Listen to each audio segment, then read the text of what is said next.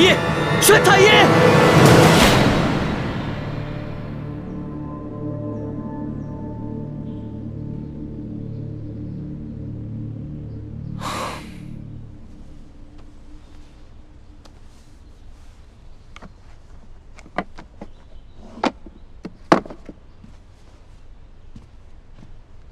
皇上，臣妹一时旧疾发作，晕了过去。那他这个头疼的病，有根治的办法吗？他这病，打一出生就落下了，时不时就会发作。微臣想尽一切办法，也没办法根治。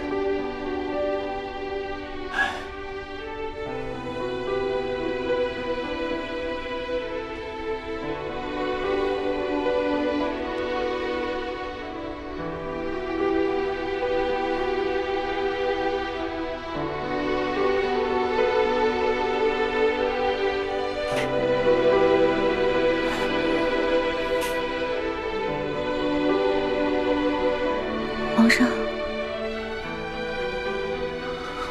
大哥，你也在啊？啊，老大，你好些了吗？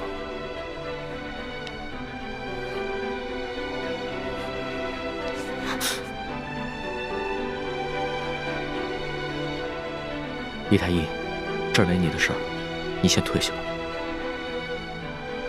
微臣告退。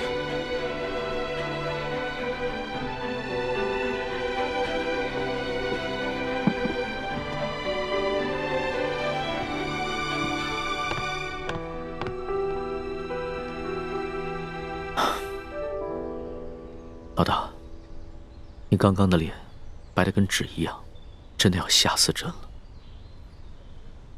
其实，要治我这病也不难，只是没有药引罢了。朕知道，你跟朕说过，要根治你的病，需要3颗龙珠做药引。这个龙珠就是皇帝的眼泪。只不过，朕自8岁登基以来，面对风云诡谲的诸多变局，性子早已磨得极为坚韧，恐怕真的流不出来了。我知道呀，你是皇上，是天子，岂能轻易流泪？不过如果想要你流眼泪的话，挺简单的，直接灌你1碗辣椒水，别说是3滴了，就是1盆也没问题。你这病情刚刚好转，就想着欺负朕，看朕怎么收拾你！啊，陆小弟，我头还晕呢。老大，要是真的能治好你的病，别说眼泪了，就算是朕的龙血，朕也毫不吝啬。只不过朕从来不相信这些偏方，这都是人力和药力无用之时，才会想借着所谓的帝王之气来寻个安慰罢了。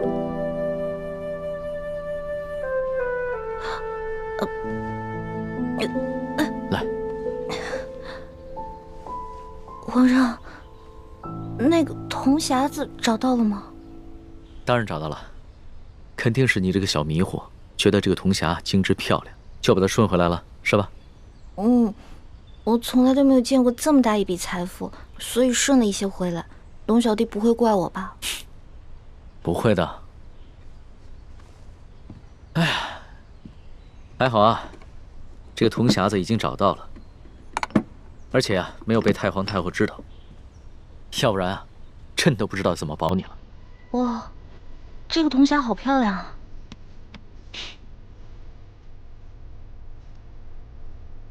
不对，这个铜匣子虽然是跟鳌拜府的一模一样，但是我做了个记号，这不是我从鳌拜府中拿过来的那个，是谁敢在我之前把铜匣子换了？难道是朱哥哥？朱哥哥真是太聪明了。老大，你在想什么呢？我在想，如果这个匣子里面全都是前明的藏宝图，那龙小弟你就发大财了。老大呀，老大，你还真是个小财迷啊！这藏宝图固然重要，但里边的那些反清复明的逆贼名单，对朕来说才是最重要的。朕还要拿着这个铜匣去见鳌拜。老大，你就先好好养着啊。嗯，好。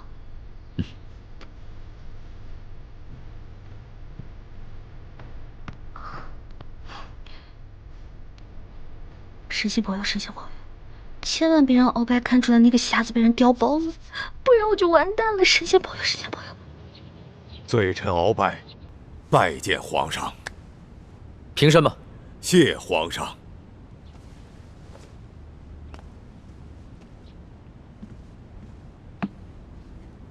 鳌拜，你瞧瞧，这个铜匣，是否就是之前你私自从国库里拿的那个？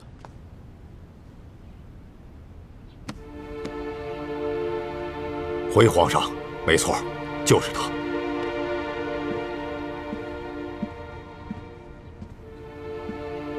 皇上，这铜匣子为什么会在李欢的手中？难道仅仅是因为他贪财，凑巧被他给取走了？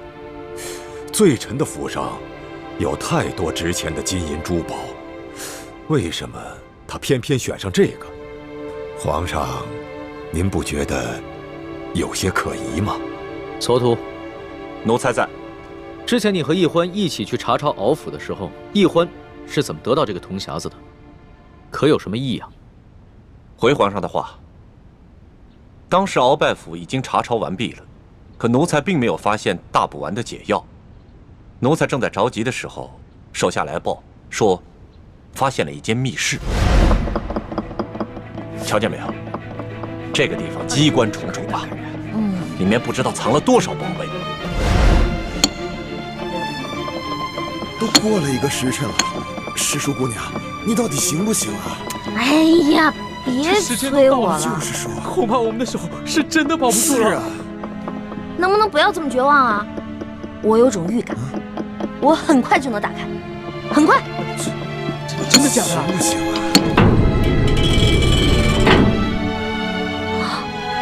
都过了1个时辰了，还没打开吗？我打开了，我打开了。这个密室的门连工匠都打不开，奕欢居然能打得开。皇上，这李奕欢来历不明，行迹可疑。皇上，世叔姑娘说了，她当时在鳌拜府期间，曾经看到过鳌拜打开那间密室，所以她记住了手法，才能打开那间密室。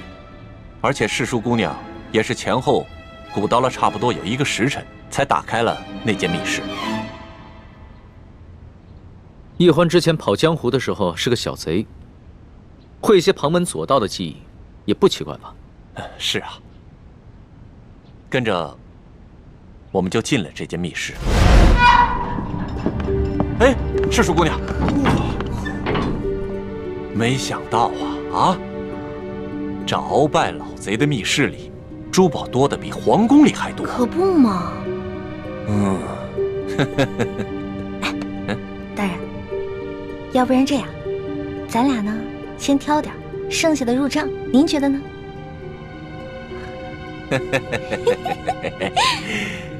和世叔姑娘一起办案，真的是太开心了。这样，您那边，我这边，怎么样？行动。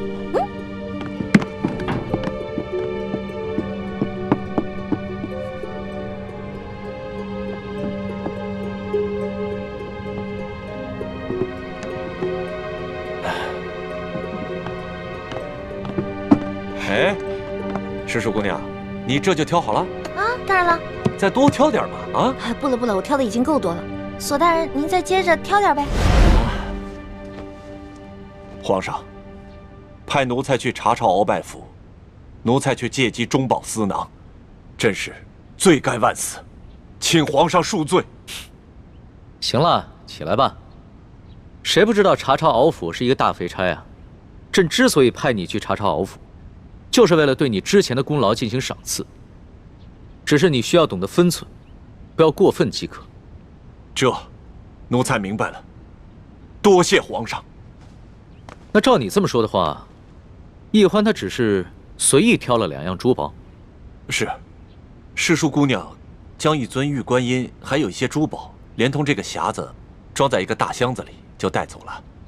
她可能看到这个匣子造型独特，所以顺手就拿走了。女孩子嘛，除了挑一些贵重值钱的，他会挑一些稀奇古怪、有趣的东西拿走。他倒一直是这么一副大大咧咧、贪玩贪钱的样子。皇上，如果您是这么想，那罪臣也无话可说了。鳌拜，你说李氏兄妹是前明的余孽，他们接近朕是为了得到这个铜匣，那他们都已经得手了，为何不就此远走高飞？而且朕之前去永乐斋拿这个铜匣的时候，他们为何也毫不在意？皇上，刚才李易欢突然头疾发作，一时想要独自回永乐斋，一时又要李太医过来问诊，说不定他是故意装病，想利用这个时间去转移这匣子，只是阴差阳错没得逞罢了。不对，易欢不是装病，刚才回到永乐斋的时候还晕倒了，朕能看得出来，那绝非伪装。那皇上这样认为，就算是罪臣多疑了吧？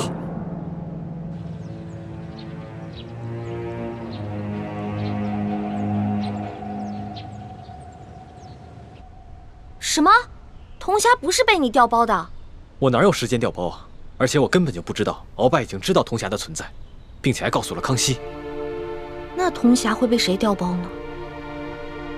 难道是康熙啊？不可能是他，他也是突然听鳌拜提起铜匣，连铜匣的样子都没见过，怎么可能来得及伪造一个赝品呢？那个赝品伪造的极为精致，几乎可以以假乱真。我想鳌拜多半没有看出来那个铜匣被调包了，不然康熙肯定会对我兴师问罪的。小师妹，你如何认出铜匣被调包了？是这样的，那个铜匣上不是雕着一条龙吗？龙上面有一颗珍珠，我见那颗珍珠长得特别可爱，我就上去撬啊撬，结果上面就留下了一道很浅很浅的痕迹。真是胡闹！万一不小心触动了机关，那铜匣里的宝藏图和名册就被您给毁了。我知道了。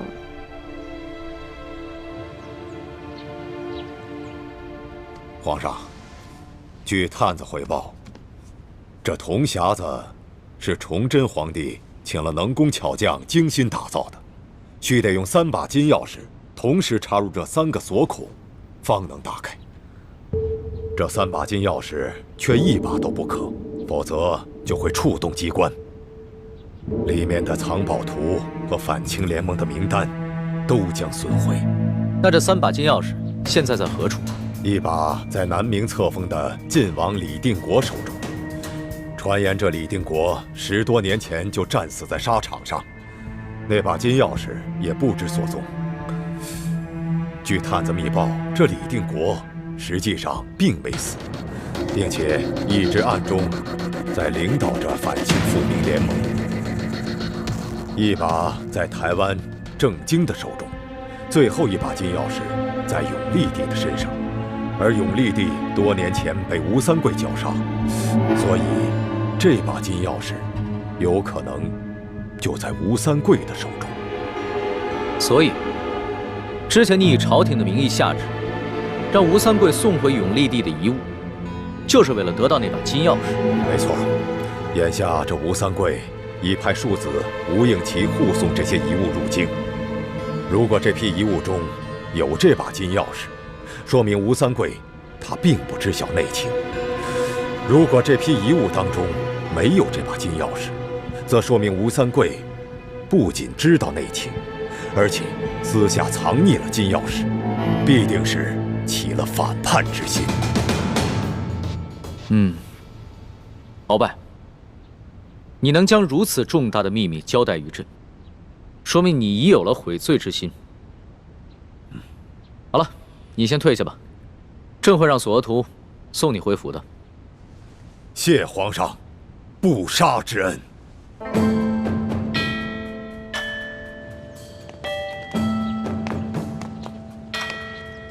索额图，老夫有一事相求。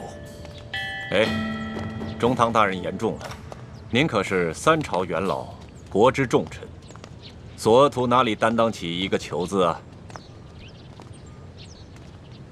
老夫以前虽是令尊索尼大人的政敌，可如今你正受皇上恩宠，风光无限，老夫却已落到这步田地了。还望索大人不要再记恨老夫了。中堂大人言重了，天意难测，也许中堂大人早晚有东山再起之日，这也未可知啊。嗨，你就不要再说这种话来挤兑老夫了。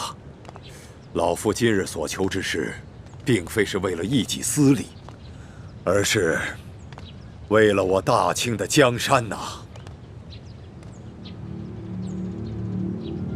哦，为了大清的江山社稷，这么重要的事情，敖大人为什么不刚才当着皇上的面把话说清楚呢？反而要跑到这儿对着我索额图私相授受。皇上哪儿还听得见老夫的话呢？索大人，请务必盯紧李太医和李易欢兄妹二人。哎呀，我说中堂大人，您还是省省吧，别老想着去报复李氏兄妹了啊！你，哎，索大人，老夫真的不是为了报复。眼下皇上正在迷恋李易欢，听不进去老夫的话。老夫越想越觉得李氏兄妹二人来历不明，身份可疑。待老夫回到府上，定会发动自己手下的情报网去暗中调查他们兄妹二人，但这需要一段时间。在未调查清楚之前，还望索大人能够多加提防他们兄妹二人才是。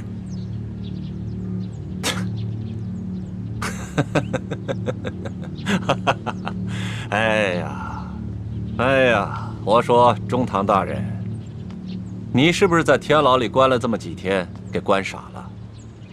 你难道不知道吗？他们李氏兄妹现在是皇上眼中的大红人，你竟然挑唆我索额图，去帮着你对付李氏兄妹，我会傻到帮你去逆龙鳞吗？我就知道你不可能帮着我鳌拜，你索额图只会借机把老夫往死里踩。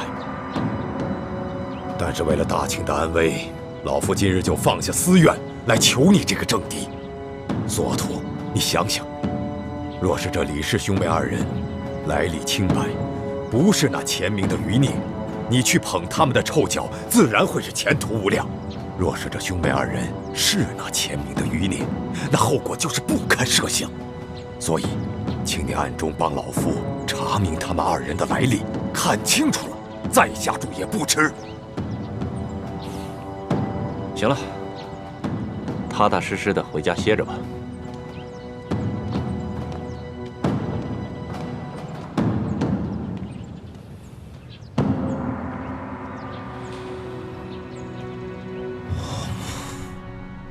既然鳌拜已经知道了铜匣的秘密，肯定也知道了金钥匙的秘密。现在连康熙都知道了，这情形对我们非常不利。偏偏铜匣要被人给调包了。得亏让别人给调包了，要不然落在龙小弟手里那还了得啊！这调包铜匣的人呢，肯定不是清廷的人，落在他们手里总比落在清廷手里要强吧？可是谁能从永乐斋调包铜匣呢？而且这个人还知道铜匣的秘密，还能自由出入大内深宫。知道铜匣秘密的人，除了咱们，还有鳌拜这一派势力。该不会是李公公？有可能。这李公公表面上是太皇太后的人，其实啊，早就被鳌拜给收买了。如果铜匣是被李公公调的包，那现在应该落在鳌拜的手里。鳌拜和康熙一样，都只是假意讲和，他不会把真的铜匣交给康熙的。可现在，鳌拜刚刚出狱回府，李公公应该还没有跟他去接头。而且康熙加强了宫禁守卫，无论是谁，只要出入宫者必须搜身。我估计李公公还没有把铜匣带出宫去。之前义父一直让我用大补丸的解药控制李公公，我还一直心存怀疑。现在看来，也只能控制住李公公，再盯住鳌拜，这样才能找出铜匣，查出内奸。咱们师徒4人顺利进入皇宫，接近了康熙，得到了他的信任。这一切都太顺利，以至于咱们盲目乐观，让到手的铜匣又失去了。看来这深宫中暗藏着很多咱们意识不到的危险，往后咱们行事一定要更加谨慎，尤其是小师妹。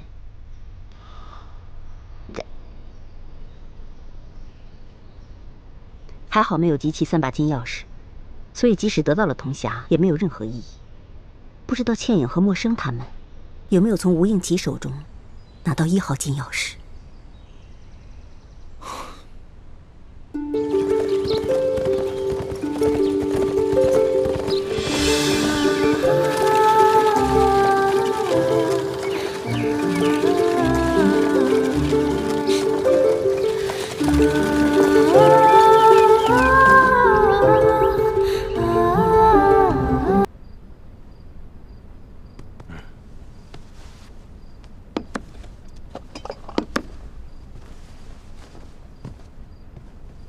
大人，孟护卫受的内伤不轻，需要好生调养啊。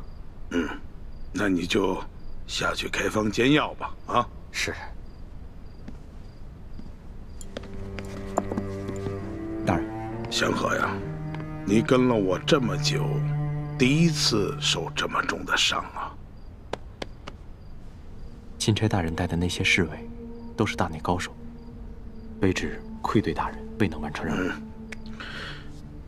看来他们是早有准备了。哎，龙三他们看清楚了你的脸没有？没有。卑职一看情形不对，只求全身而退，不敢恋战。也好，咱们就另找机会吧。祥和呀，还有1个月，你这10年之期马上就要满了。期满之后，可还愿意追随本府啊？多谢大人抬爱，卑职本就是个江湖浪子。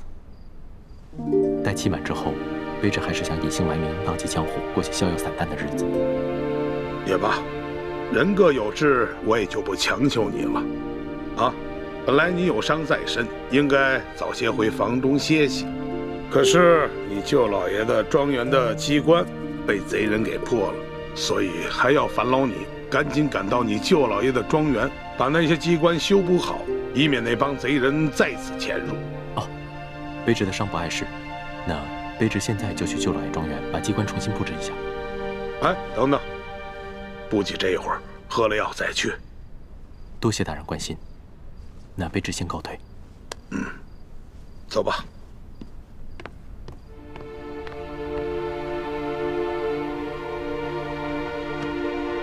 老爷，我看这孟护卫倒真是奇怪。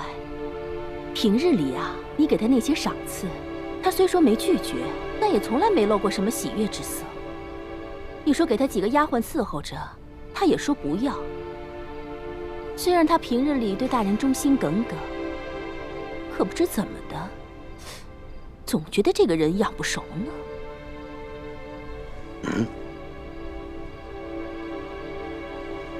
一个不贪财、不好色的男人，是最难以驾驭的。他能够跟我10年，也是为了信守他父母的承诺。看来这10年期满后，我是真的留不住他了。若真留不住，倒也罢了。我就怕他反过来，对老爷不利。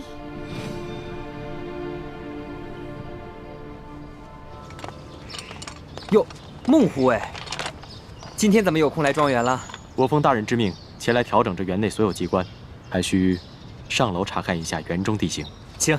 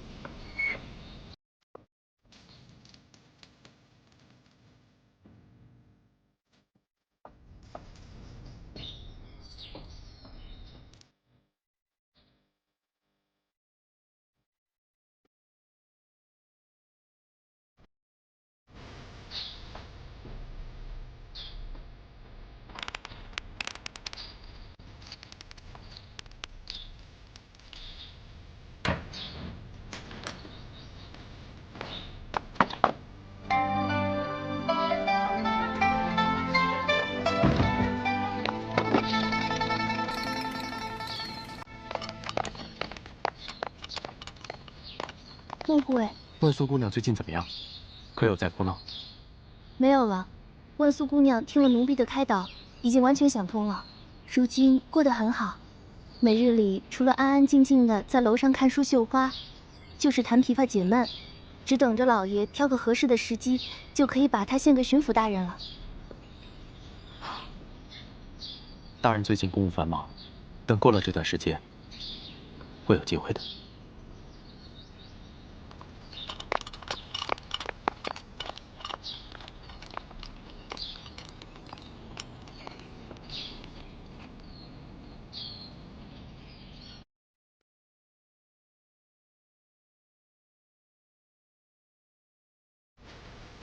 说不去。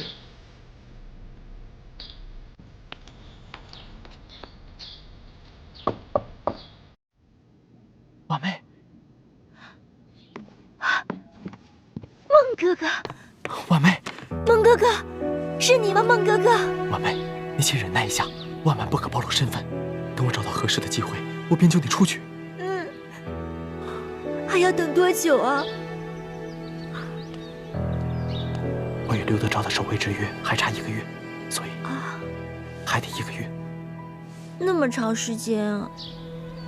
万一这途中我被那球柜献给刘德昭了，怎么办啊？不会，刘德昭眼下忙着应付钦差大人，无闲暇亲近女色。况且昨夜我也受了内伤，待我与刘德昭约满之日，我的伤也应该好得差不多了。那时，我便带你远走高飞。你受伤了？伤在哪里？重不重啊？啊！你不用担心，一点小伤，养养就好。婉梅，你多保重。哎，等一下，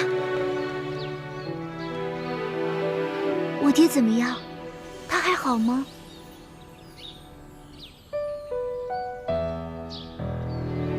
他还好。那他是否知道我被人劫走了？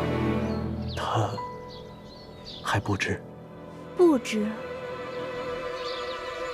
你被劫走以后，有一位与你长相相似的女子冒名顶替你进了宫，所以你爹爹未曾察觉。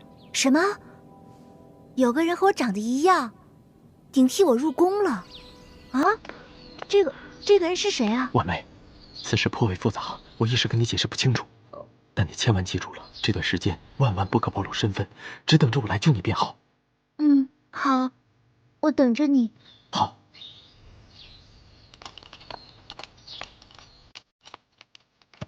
现如今可比以前好多了。这样你为什么不找线？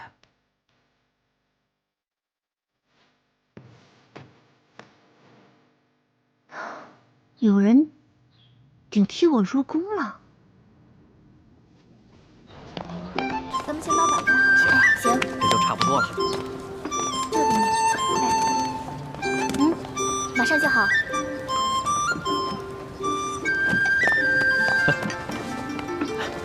我来试试。哎呀，行了，别给我们添乱了。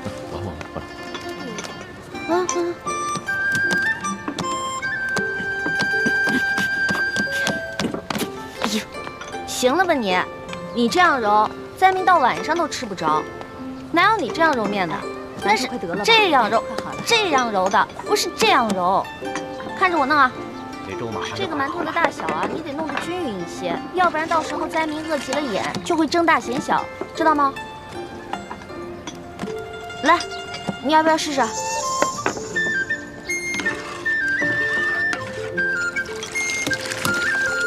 得了。慢点了。大家来排队了，吃粥拿馒头啦！每人1个馒头，1碗粥。别急啊。来这边拿馒头。排队啦！来，你拿啊，拿好，拿着小心烫，小心点啊。拿着。每个人都有份儿啊，不要急。来，拿好。给。来。给你。来，拿好，拿馒头。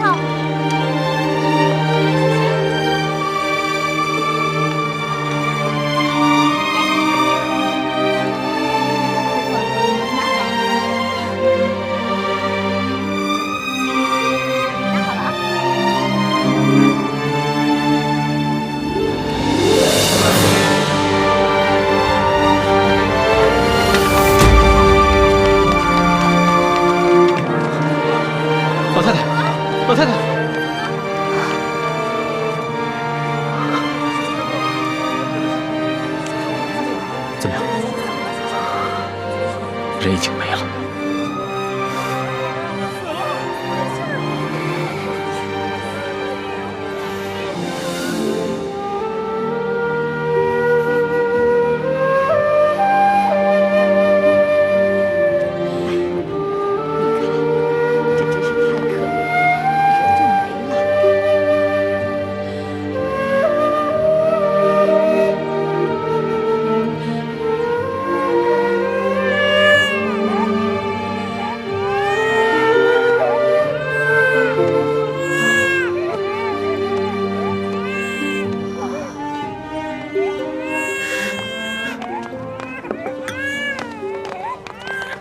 大嫂，快喝点粥。大嫂，这孩子怎么一直哭啊？是不是饿了？你快喂他喝点奶吧。哪里还有奶？我已经3天没吃东西了。不哭了，你爹跟哥哥姐姐们都已经饿死了，要不了多久，说不定我们一家子就可以团聚了。大嫂，来，把孩子给我，我帮你哄。你先吃点东西吧。来，给我。好。哎呦，哦，乖，不哭了啊。谢谢小哥了。大嫂，粥太烫了，先吃个馒头吧。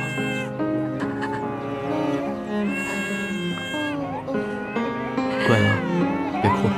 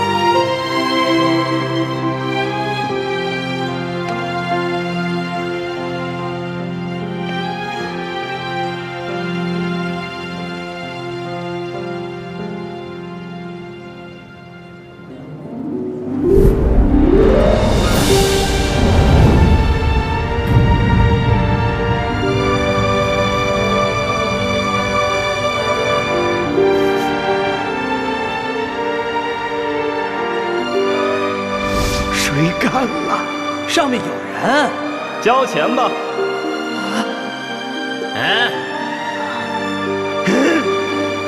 拿下！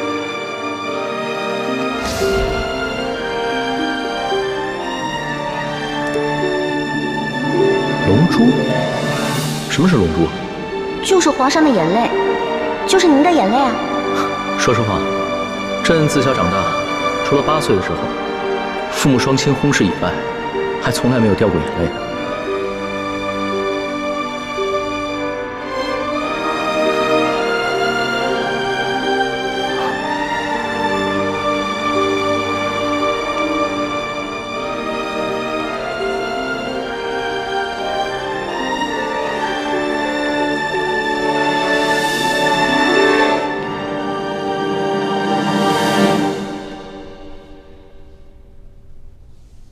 让管家找个奶娘，好好把她养着，好好把她抚养成人。所需用途，我会派人一一送过来。钦差大人真是心善。这孩子虽然父母双亡，很是不幸，但能遇到钦差大人也是他的福分。奴婢一定好好照料这个孩子。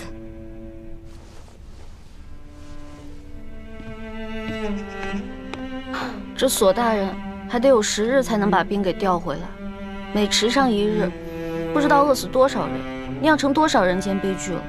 据我打探的消息，现在每天都有成百上千的灾民涌进太原城，每天都要饿死好几10个，官府来不及掩埋尸体，只能把尸体集中到城外，一把火烧了。龙小弟，我们真的还要再等上10日吗？这10日不知道饿死多少人了。要不然这样吧，我们干脆一不做二不休，我们去把那些私吞的官银官粮全都劫出来，发给老百姓。欢妹，大清律例，抢劫官银官粮可是死罪，诛九族的。师叔姑娘，就算是在宫外，但这种混话也是不能随便说的。哦，主子，欢妹从小就冲动任性，说话不知轻重，请主子恕罪。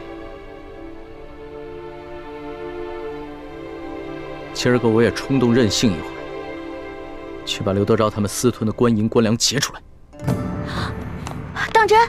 你这个皇上带头抢劫官府啊？对，但是我们要想一个万全的计策，不劫则已，一劫必中。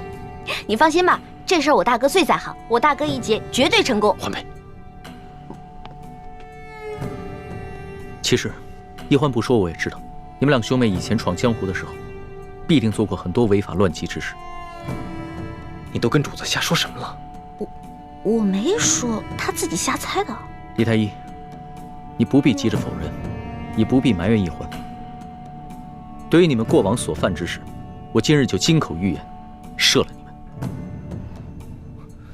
多谢主子恩典。微臣以前闯荡江湖之时，的确做过一些不法的勾当，但如今是全心全意跟着主子，没有主子的吩咐，绝不敢任意妄为。从现在开始，你的心中不必再有包袱，只管好好的给我谋划谋划，怎么样顺利的劫出银两，救助百姓。臣遵旨。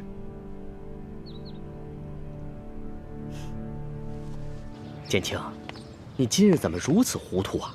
你居然敢答应帮着皇上打劫官府，你这就等于是默认了你们过去是打劫官府的盗贼，知道吗？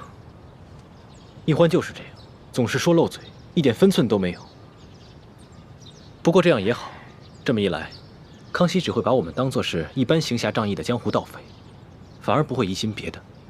那你们也不该真的去打劫官府啊，万一出了什么意外怎么办？康熙都这么说了，我能不做吗？我自会把一切安排妥当。如果真的出了什么意外的话，大不了放弃行动。劫不到粮食跟银子，我跟欢妹自有办法脱身，叔父不必担心。你们呐，毕竟还是太年轻，不了解皇上的心思。此时纵然成功解了皇上的燃眉之急，他或许此时赏识你，可是等他冷静下来，他又会觉得你目无法纪，不易控制，到时候又会对你们生出排斥防范之心。多谢叔父提醒。叔父说的这些，侄儿心里何尝不明白。但是这次行动若能顺利完成，就能解救诸多灾民，我也顾不了那么多了。可是如此一来，你跟易欢的处境就十分危险，我也危险呐。叔父，你如今有钱有势，吃腻了山珍海味，所以你不再关心那些挣扎在生死线上的灾民。可你难道忘了吗？当年跟我爹在死尸堆里找食物的惨状。你当年但凡有3寸宽的活路，又何至于进宫当太监？这次行动，如果真的能解救这些灾民，我们能避免多少这样的悲剧发生，也算是做了一件好事，不是吗？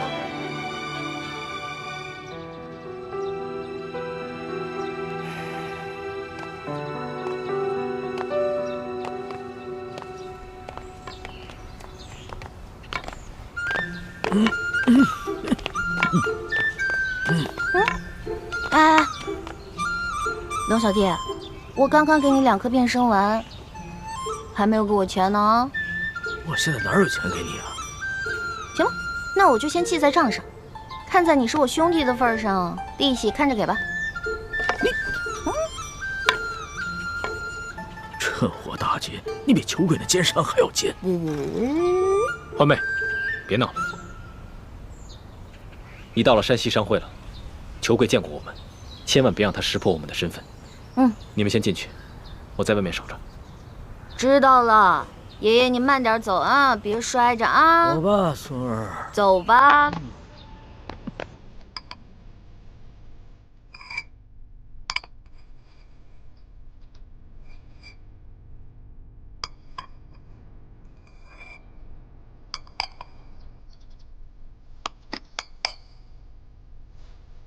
如今山西的大旱米价飞涨，邱某有一事不明，艾老板为何要千里迢迢从京城来到咱们太原买粮？不瞒裘会长，其实是这样的，我爷爷的身子骨啊一向康健，可是开春以后呢，突然得了一场重病，求遍天下名医都没有效果。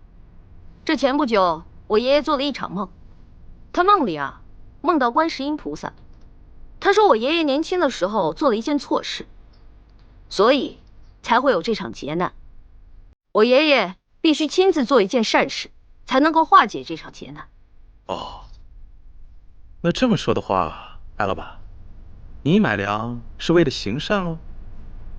没错，我爷爷想买1000担粮食分给灾民。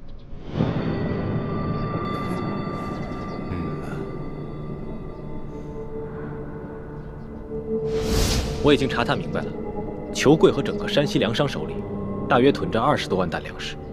朝廷调拨的30万担赈灾粮，真正分到灾民手里的，不到1/3，剩下的2/3都被他们官商勾结，给私吞了。所以这20多万担粮食，也得等索大人调兵回来，把刘德昭抓住以后再发给灾民。目前我们就先截一部分发给灾民，让他们支撑到索大人回来以后就行了。眼下城中有1万灾民，离索额图调兵回来之日还有10日左右。若每日每人按1升粮食算的话，10日便是1斗，1万灾民就是1万斗，折合下来便是1000担。1000担相当于12万5千斤。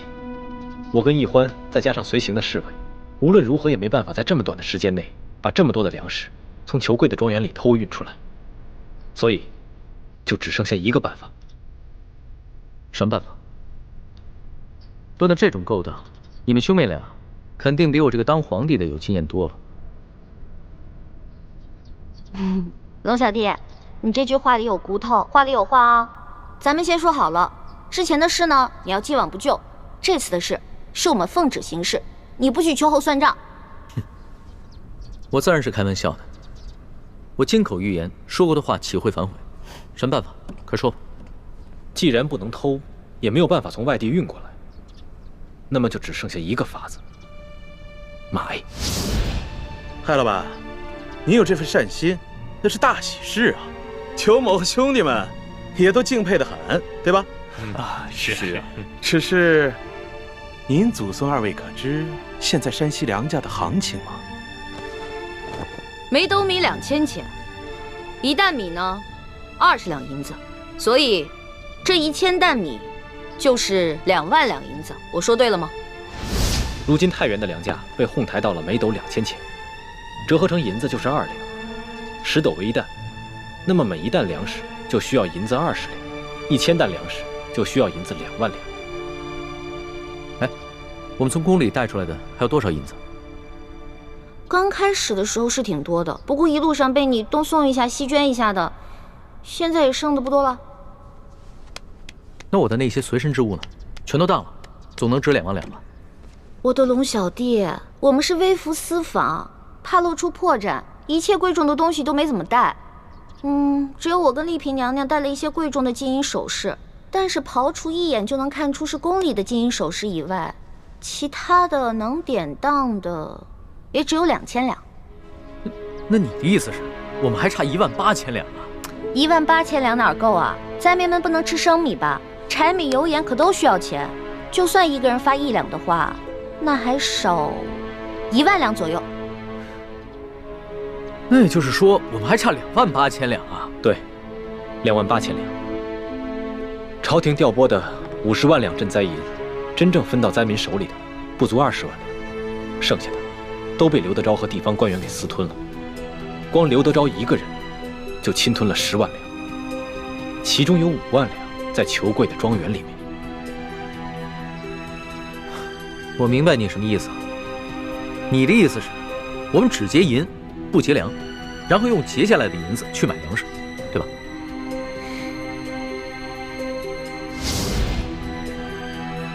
艾老板，裘某还要问一句，你真愿意花2万两银子给那些灾民吗？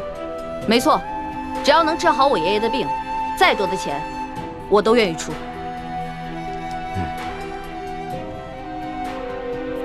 好，艾老板，真是财大气粗啊。不过如今是非常时期，咱们商会做买卖有个规矩，只收现银，您看呢？是啊，这裘老板是不相信咱们艾家的实力。把咱们带的现银拿上来给他瞧瞧。是爷爷，请各位稍等一下，抬进来吧。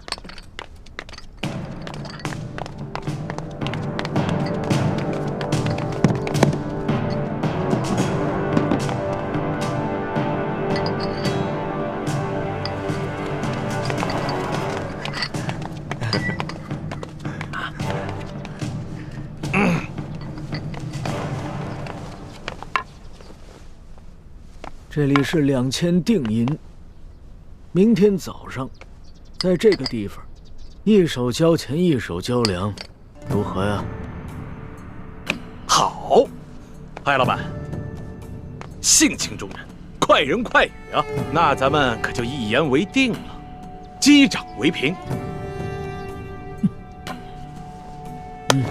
这艾老板为人真是爽快啊！是啊，来人，送艾老板。就喜欢跟这样的人做生意呀。对，没错。哎呀，龙小弟，你知道吗？为了凑够那2000两定金，我跟丽萍娘娘把自己所有值钱的金银首饰全都给当了，还有我的一个金镯子呢。放心吧，等锁头回来以后，你当的那些首饰全部完璧归赵，少了一件，你唯我是问。光完璧归赵可不行，我得加上利息呢。行，反正我这个竹杠最好敲。当然了，你就是个大竹杠，棒棒棒！欢妹，别闹了，让主子先回房间休息吧。咱们还得去和侍卫兄弟们商量一下今晚的行动计划。昨晚已经打草惊蛇了，裘贵一定加强了对庄园的守卫，我们需要做好万全之策。不用了，我不累。我跟你们一起好好谋划谋划。今天晚上啊，这个行动我一起参与。陆小弟，你之前不是开玩笑啊？你真的要跟我们一起打劫官府啊？你可是皇上。我看起来很像开玩笑的样子吗？皇上，这样太危险了。危险？我自幼父母双亡，8岁登基，哪一天不是在危险之中度过的？就像上次擒拿鳌拜一样，那不也是在冒险吗？其实我跟你们一样，也渴望冒险，渴望刺激，只不过身在禁宫不得自由罢了。再说了，这一回可能是我这辈子唯一一次当侠盗的机会，我可不能就这么错过。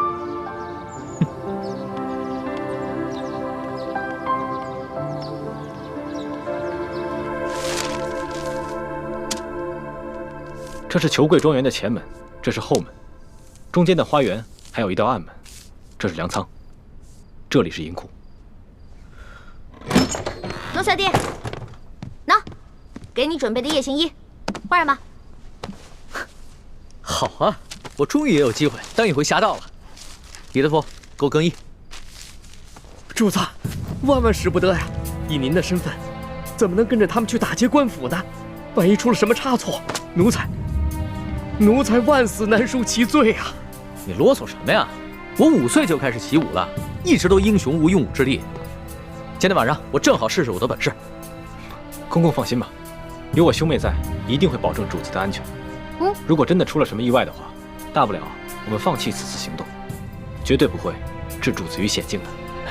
李太医，你这话说得轻松，那裘贵庄园内机关重重，你凭什么保证主子万无一失？再说了，要是给太皇太后知道了，你们居然怂恿皇上打劫官府，而我又未能劝阻，那咱们所有人都要人头落地。行，我不去了，你先起来吧。谢主子体恤。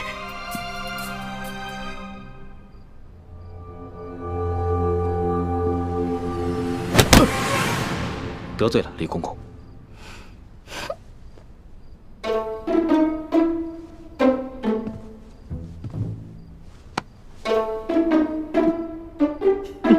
你这个老东西，老在我耳边聒噪，我又不是小孩了，真烦人。李公公，暂且在这里好好休息吧，我们速去速回。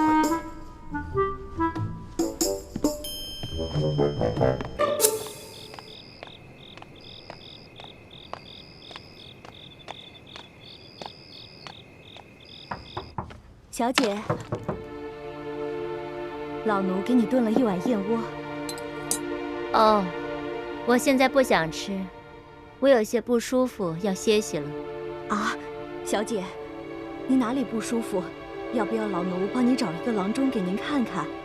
不必了，我就是身子有些乏，睡一觉就好了。哦，那小姐，您先歇着吧，老奴明儿一早再来看你。老奴先行告退了。嗯，你下去吧。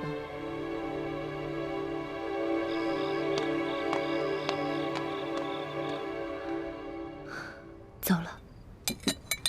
这奶娘真够烦人的。如今在这世上，奶娘是婉妹唯一的亲人了，还望前辈多担待。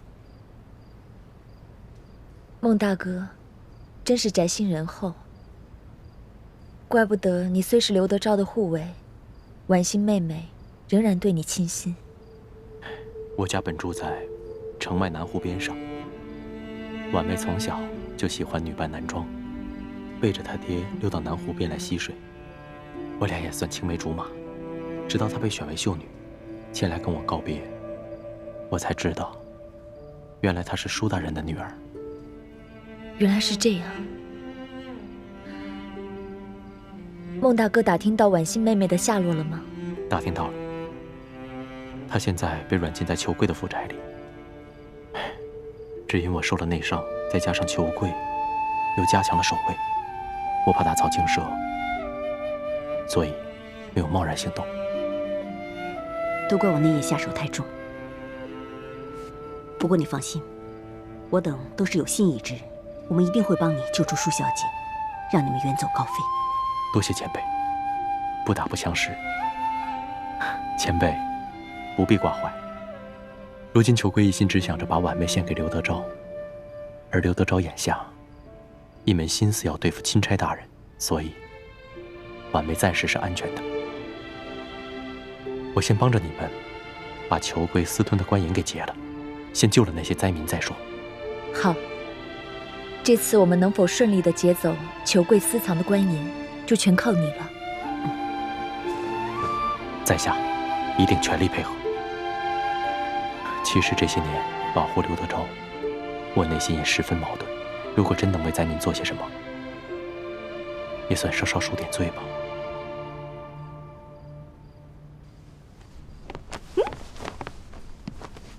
哇，卢小弟，你穿上这身衣服太逗了，比你平时穿龙袍有意思多了。你看看，是吧？我也觉得挺新鲜的。哎呀，得亏索大人不在，要是他在的话，非得被吓得屁滚尿流的，肯定不让咱们去冒险。哎，那个金蚕背心穿了吗？没有。你为什么不穿啊？你要是不穿的话，我不带你去啊。我骗你的，老大吩咐小弟的话，小弟怎么能不听呢？不信你摸摸。真的穿了？嗯。嗯。别摸那儿痒。还真穿了，好吧，那我们带你去。你知道吗？这次你亲自出马，可是我们比平时紧张的10倍还不止呢。我也是从小练武到大的，虽然武功呢没有你哥哥好，但跟你比起来差不多。吹牛！主子，臣得再提醒一遍，这抢劫官银可不是儿戏，臣会尽量保护主子的安全。但是如果真的发生什么意外的话，主子切不可恋战，必须在臣的掩护之下尽快撤离。你放心吧，我虽然喜欢冒险，但也不想当一个被当盗贼拿住，再被砍掉脑袋的窝囊废皇帝。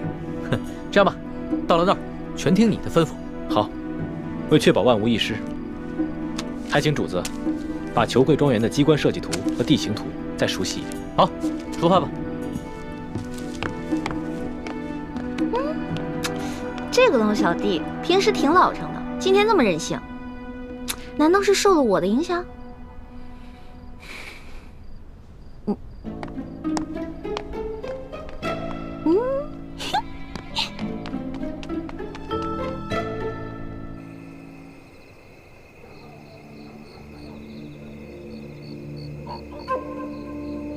我事先鼓动了大批灾民到府衙和城中各大户门前闹事，刘德昭调集了大批的兵力，正在忙着驱赶灾民。